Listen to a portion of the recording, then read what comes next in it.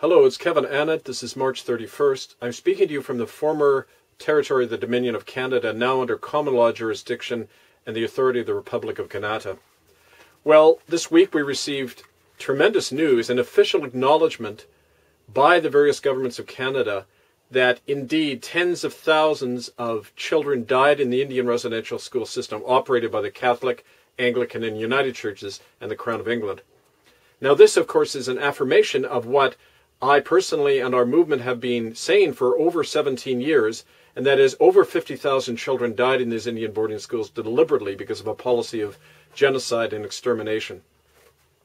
Now this is not only great news and a vindication of so many people living and dead who have fought for this truth to come out, but it's also a cause of celebration for many of those children who have died, like Vicky Stewart, beaten to death at the United Church Residential School in 1958.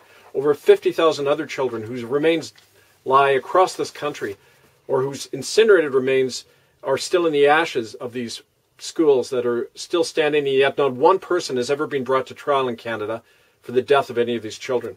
This is the indication of a criminal regime, and that's why the news today reaffirms the verdict of the International Common Law Court last year that on February 25th, 2013, found the Government of Canada, its churches, the Crown of England, and the Vatican all guilty of crimes against humanity and concealing these crimes, and as a result, disestablished these bodies as legitimate organizations, in effect nullified their authority. Now this has tremendous repercussions, especially now that the government themselves admit a massive genocidal level amount of death going on in these schools. It affirms the testimony of people, and also it affirms the court decisions. For example, this court document from last year calling on all of the agents of the Crown and the Vatican to stand down, that their oaths of allegiance to Queen Elizabeth, the Crown of England, and the Vatican and the Pope are all null and void because these are criminal bodies. This has been reaffirmed today by this announcement by the Canadian government. And so the question facing everyone in Canada, in England, in any Commonwealth country is simply this: what do we do with this truth that has been given to us? The very system acknowledging that they're criminal bodies and responsible for genocide. It means we can no longer be part of that system, as we've been saying for some time. It means that not only are the authorities of the police, the judges, the soldiers, the members of parliament nullified, but we need a new lawful authority in this country. And that's why on July 1st in Winnipeg, Canada, there will be the first of a whole series of conventions being established to reconstitute a legitimate government in Canada under the authority of the natural law, the people of this land, God, and the Committee for the Republic of Canada.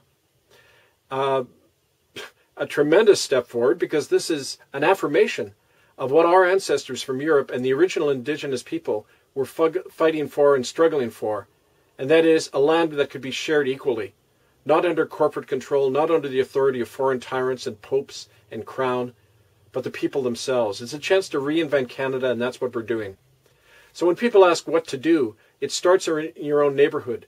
There is no more lawful authority in Canada, except that which we establish among ourselves. We recovenant with the police, the courts, and the others to come under the common law. We start in our own communities. We start by establishing the common law courts and the Constitutional Convention, which is happening in the first week in July 2014 in Winnipeg, Manitoba. This is a tremendous vindication of all the work and the struggle of people for so long. And I'm thinking today of our friends like Bingo Dawson, who was beaten to death by Vancouver police simply for demanding to know what happened to the children in these schools, and for occupying Anglican and United Churches in Vancouver paid the ultimate price, as did many other people in our network. And if we're standing with the spirits of these brothers and sisters today, thanking them for their struggle, and looking forward to the time ahead when we can reestablish the Republic of Canada under legitimate lawful authority. Stay tuned for more information at itccs.org. I thank you.